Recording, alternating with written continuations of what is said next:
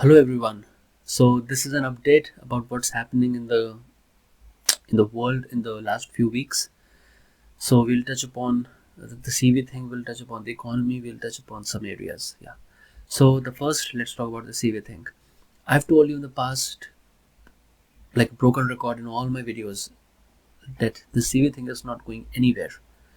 This planned manufactured crisis was not supposed to go anywhere. Just think it that way.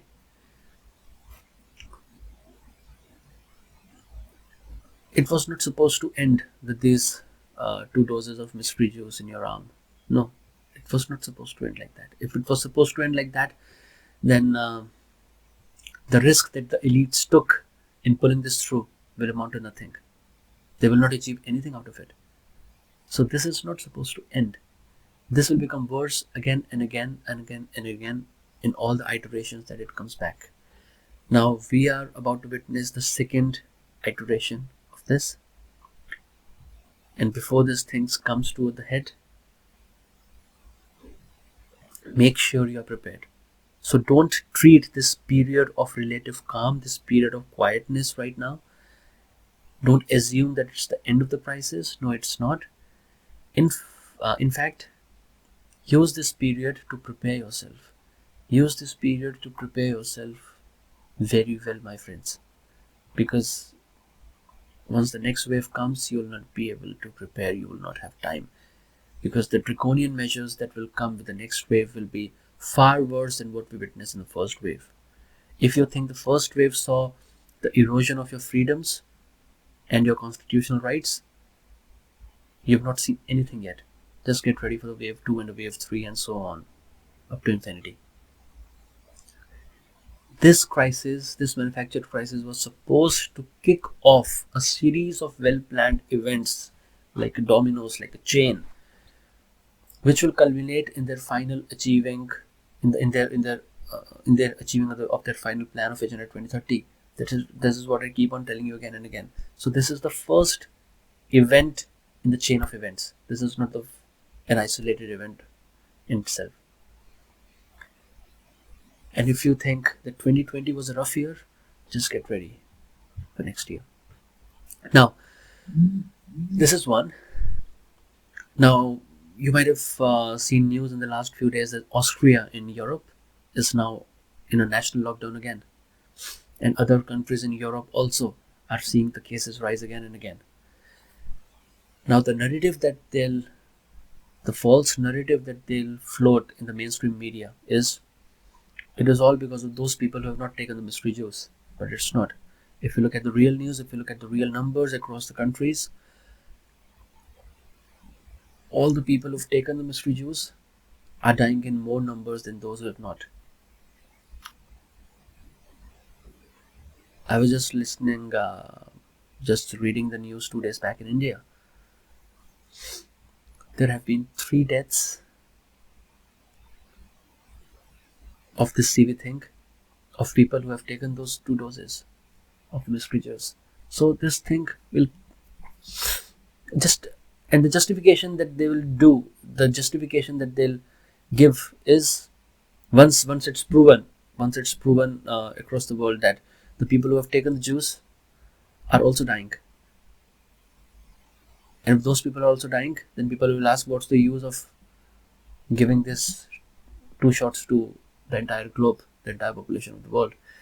The justification they'll give is, again and again, I'm saying, they will say a new mutation has come again, and the old doses, old shots are not effective anymore against this new dose. And the world will find itself again in the same position as it was 1.5 years back, because at that time there was something that was attacking you in the form of a virus, and you had nothing to self defend yourself. That's what they say. And there was no vaccine, and people didn't know how long it will take for a new vaccine. So it will be the same kind of a situation where we now have the vaccines, but for a new mutation, the old vaccines that we will have at our disposal will no more be effective. So we are effectively in the same situation as we were at the start of the crisis. At that time, the measures that they'll take will be the next round, the second stage of their plan, of this 10-year plan. So get ready. At that time, the economy will crater again. The economy will fall in the way you've never seen in the modern history. Let's put it that way. Also, right now, when it comes to economy, friends, I keep on telling you, right now the economy, the trend is higher. The stock markets are poised to go higher. They will go up. Ignore the recent corrections that we are seeing in the crypto market and in the stock market. Stock market is going to go up because the mistake that people commit is they keep looking for the crash signals in the stock market. Stock market is not going to give you any signal before the crash actually happens, and by the time the crash actually happens, it's too late for you to react. If you want to see the signals of a potential stock market crash, don't look at the stock market because it's a derivative of the bond market. Look at the bond market. Look at the dollar index. Those two things, bond market, dollar index. I repeat again, bond market, dollar index are the two things you need to look at to foresee, to get a fair bit of idea. It's not foolproof, but to get a fair bit of idea based on probability of how the stock market may go, in which direction the stock market may go in the future, in the near term future. So keep a look at the dollar index in the stock market and the bond market, especially the 10-year yield of the US Treasury, and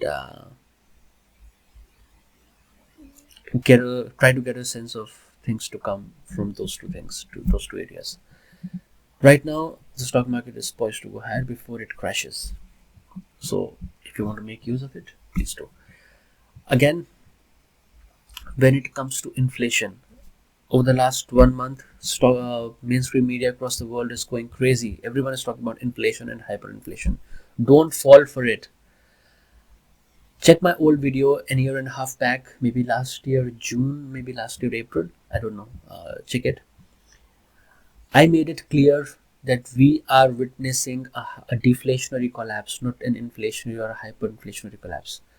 Hyperinflation and inflation in the real terms, as hyperinflation and inflation, as what the economists know, is nowhere on the horizon. Yes, we have witnessed global price increases in commodities and other things across the world in the recent months. That's because of the artificial supply chain shock. The supply chain shocks that's created artificially. The energy crisis that's created artificially to pop up the price of crude, to pop up the price of commodities, to pop up the price of everyday items, so that we are not able to sense the deflationary pressures that are beneath the surface of the economy. I told this in my last video as well. I ask you the question again. In 2008, when the Lehman Brothers collapsed, how much was the bailout package in the end days or weeks of George W. Bush? It was 700 billion. I'm sorry. Right? 700 billion. Just 300 billion short of $1 trillion.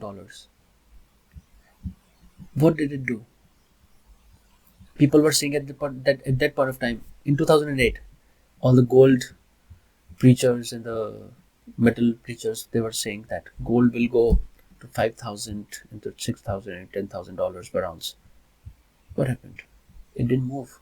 In fact, it fell because it was a deflationary collapse. Whenever collapse happens, it's deflationary. Because the numbers that you see on your screen, those 0000 that you see on the screen, those virtual notional numbers that you see on the screen, are wiped out in a crash. That's always deflationary. And no matter how much money the central banks print, it's just like putting a water drop in a black hole.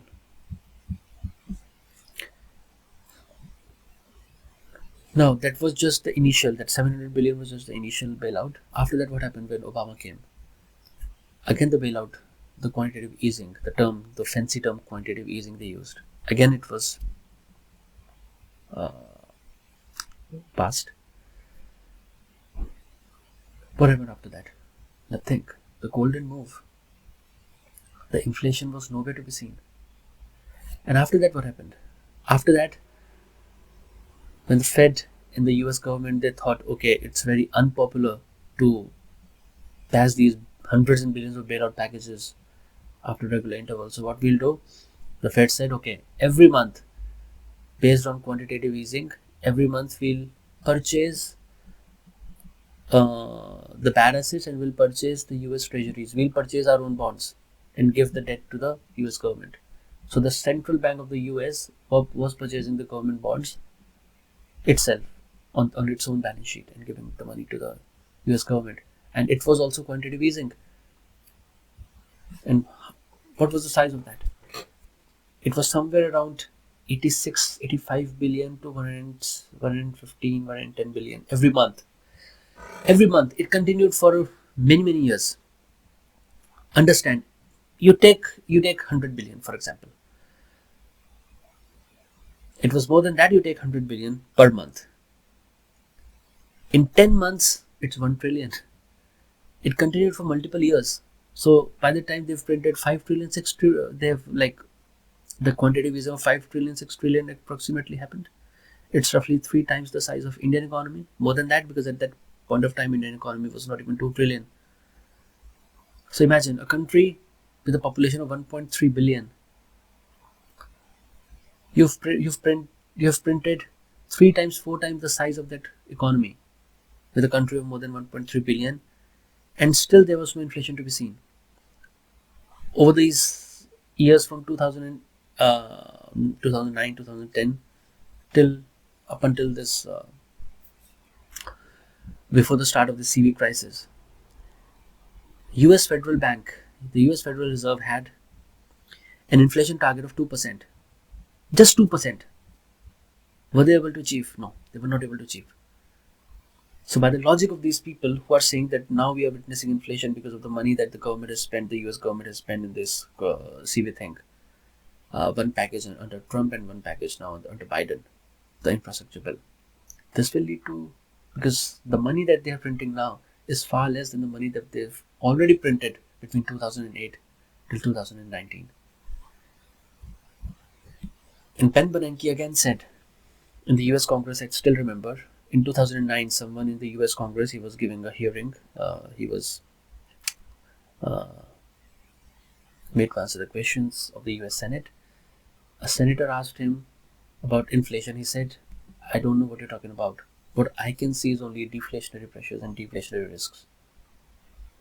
So no matter how much the central banks print in this case, even though it's highly immoral to print because it devastates and destroys the saving class, the middle class, but when you ask about inflation and deflation, this is not going to do anything. Inflation is not going to come. It will be a deflationary collapse. Again, just to enforce my point of deflation, let's forget for a moment about the Federal Reserve and how much money they printed over the last 10 years. Talk about China. Evergrande crisis happened in China.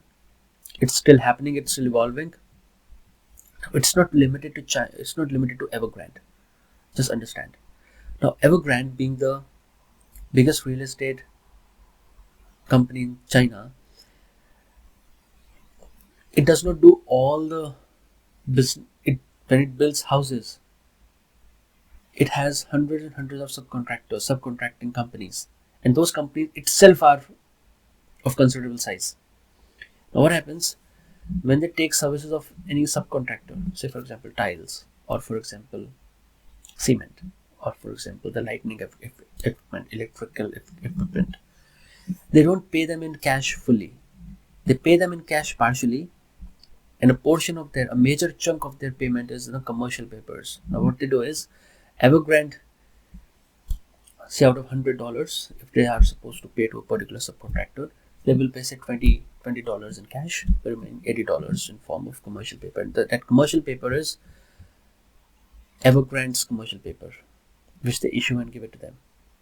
Now those subcontractors take it happily.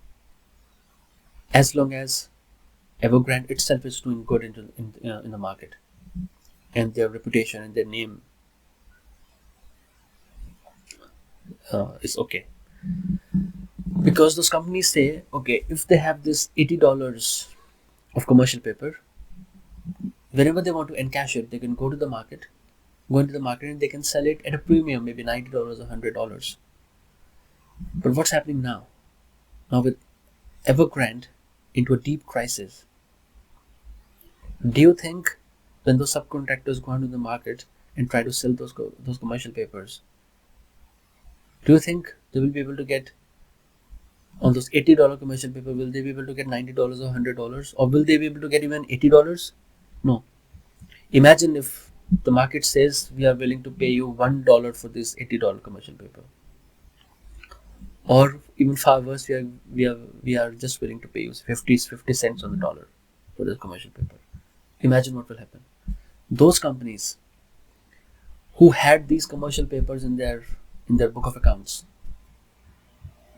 which was perceived of a particular value by the auditors. Now imagine all of a sudden their book value starts to their book of accounts starts to plummet. Now the total worth of that company starts to plummet. I'm talking about all the subcontractors. Now they start to face issues and problems in fulfilling their debt obligations, because all these companies, again, they also have debt, because every company is leveraged. They take debt and they are expanding their business.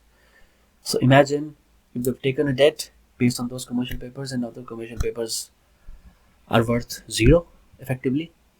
How will they pay back? How will they fulfill their debt obligations? So these companies, again, in turn, will start going bankrupt. So this is a chain of reaction. Now all the companies, when they start going bankrupt, you tell me, is it inflationary or deflationary? I'm no one to tell. I don't know economics. I'm not an economist. You tell me whether it's inflationary or deflationary. It's deflationary. It's super deflationary. And in this case, no matter how much the central bank of China will print, it will not be enough. And that's the same thing that happened in 2008 in US. And up until now, they are not out of that deflationary pressures. Exactly same thing happened in Japan in 1989. In 1989, before the bubble burst in Japan, the Emperor's Palace, the King's Palace in Japan, was worth more than the entire city of California, the real estate of the entire city of California. Now when it burst so bad. You look at Japan now, after 4 decades,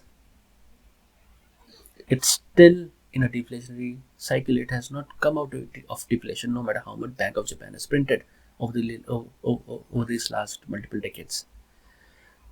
So that's one. Again, if you listen to Cathy Wood, she makes a very perfect, commonsensical point: is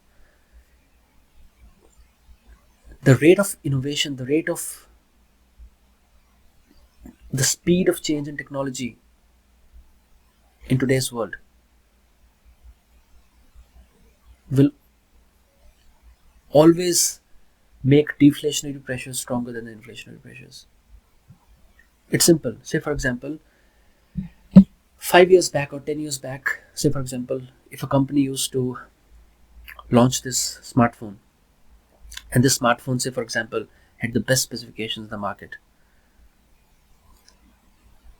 people used to buy this, the demand used to increase, and this company used to increase the price of the smartphone, or if not increase, at least keep it at the same level for months and years. And that was inflationary, right? Because when the demand increases, they will increase the price. Now imagine, with the rate of increase in the technology, in the technological advancements. Now, what the technological advancements, what it used to take years a couple of years back. Now those same advancements are happening in months and weeks and sometimes days. So imagine now if this company releases this phone, people like this phone. As soon as they try to buy this phone, another company B comes out in the picture and they say, "Oh, next month we are releasing this phone, which costs the same price as this phone, but it has more features." What do you think? People will buy this phone or they will wait for a month for this phone? They'll wait for a month for this phone. And what this company do as a countermeasure to stay relevant? This company drops the price of their phone lesser than what this company plans as the pricing of this phone. They drop the price, they stay relevant. So what is this? Deflationary. Imagine, take a look. So it does not end here. It gets even worse. Now this company plans this. Now by the time this company launches, and another company comes up, "Oh, I'm coming with twice the features as this company B, and I'm also launching it at the same price." Now this company A will have to reduce the price even further. This company will also have to reduce the price, and this keeps happening again and again because the rate of advancement in the technology is so huge as per Moore's law. Because understand, we are about to approach, in the next few years, we are about to approach a stage called singularity. So at this point of time, the technological advancement becomes so advanced that it's always deflationary. It's always deflationary because no company will be able to have time into the market as a leader of a particular product that they are able to increase the price or have a monopoly in the market. Understand? So all the companies, as soon as they release their product, another company now launches their product, so they have to reduce the prices again and again to stay relevant. This is all deflationary, right? So I've given you multiple examples of why we are in this world of deflation, not inflation, and what they're trying to achieve, what these elites are trying to achieve by having this fake propaganda of inflation is they want you to come out of cash and to get invested in stocks or in real estate or in metals or in crypto or in this or in that or in any bullshit.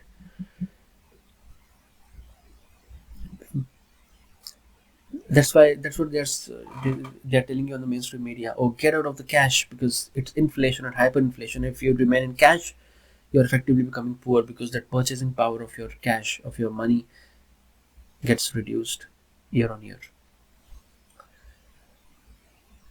But if you look at my logic of deflation, cash is the king. Because when deflationary collapse happens, all the commodity, all the asset classes, be it stocks, be it metals, be it real estate, be it crypto, we are yet to see how it reacts because it's something, a new kid on the block, but it will also react in the same way, will crash. Everything will crash. Only cash is the king.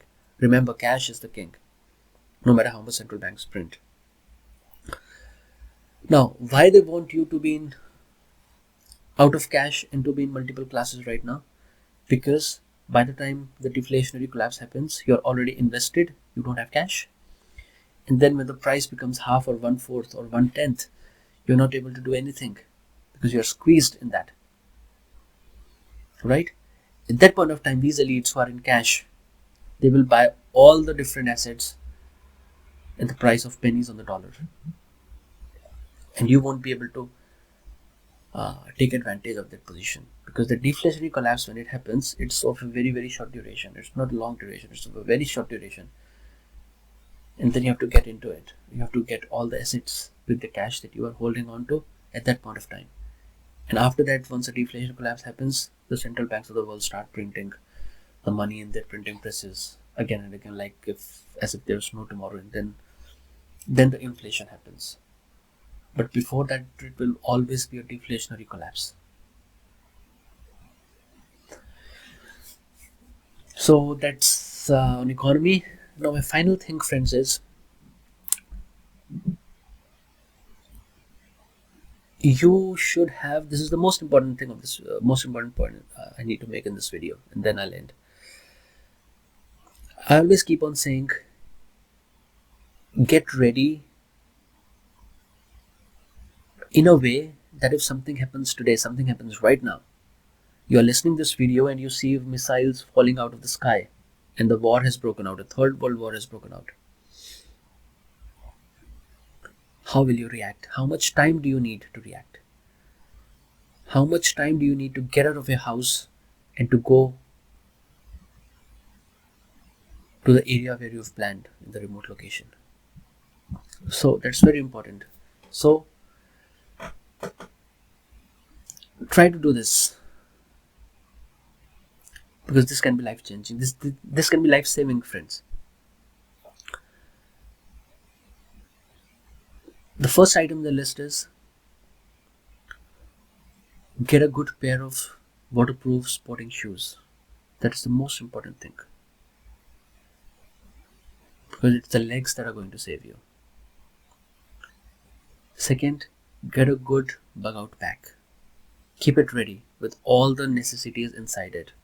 Your physical, your first aid toolkit inside it, water inside it, some canned food inside it, your battery chargers, your solar chargers inside it, your lighting, your torch inside it, all the different things that you want. Put it inside it. Keep the gasoline tank of your car full at all times. Also have a reserve, some reserve of the petrol and diesel.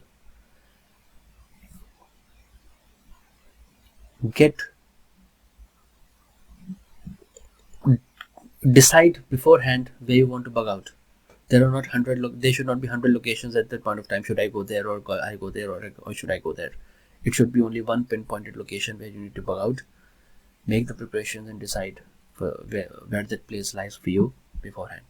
It can change from person to person based on your requirements and your and X number of different factors. Make sure the place which you're looking as a bug out location should be in a remote area, should be in a countryside. It's best if in that location you own your own land and you can grow your vegetables and food. But if not, make sure in the nearby vicinity there is some farmland. Make sure there is a natural water resource. Make sure right now, when you still have time, you establish good relationship with the people who are living in that community, so that when you go there, when shit hits the fan, they are able to accept you as a part of their community. They are able to help you with self-grown food, vegetables, fruits, everything. That's very, very important, because human being is a social animal. You cannot survive alone. You have to get help of others. That's one. And make sure when something happens, it will happen out of nowhere. It will not give you a prior notice that this event is supposed to happen on this date and this date. It will happen out of nowhere, like a black swan event. As I said, say for example, you're listening to this video and the missiles are falling out of the sky and a war has broken out. Prepare yourself now in such a way that once this thing happens, at the most you need only 15 or 20 minutes to get out of your house in the city where you are living in and go to the remote location. Because if you take more than that time, the sheep will not let you go. Although 99% of the people who are sleeping right now, they won't let you go to the area where you need to bug out, because the sheep at that point of time will react in a reactive fashion. They will take an hour or two to prepare all the belongings, all the things that they need, and then they'll bug out somewhere. And if you take that much time, by the time you're on the highway, all the cars will be on their highway, on the highway, and no one will be able to move. So your plus point is first being informed. Now you're listening to this video, so it means you're informed. Second is to act on that information, because if you have all the information in your mind and you've not acted on it, it's as good as having no information.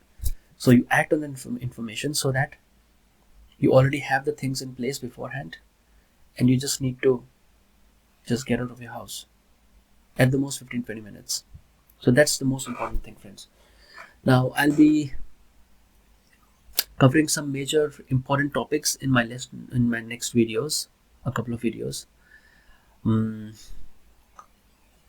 about some spiritual stuff that I've been talking for long, but I've not covered it in detail. So I'll be covering all those spiritual stuff in going forward for my next video, because that's the only thing that is going to save you beyond 2030, because it's a spiritual war that's going on, not the physical one. It's the war for our souls, not for our bodies, not for our mind, for our souls. And you have to become spiritual.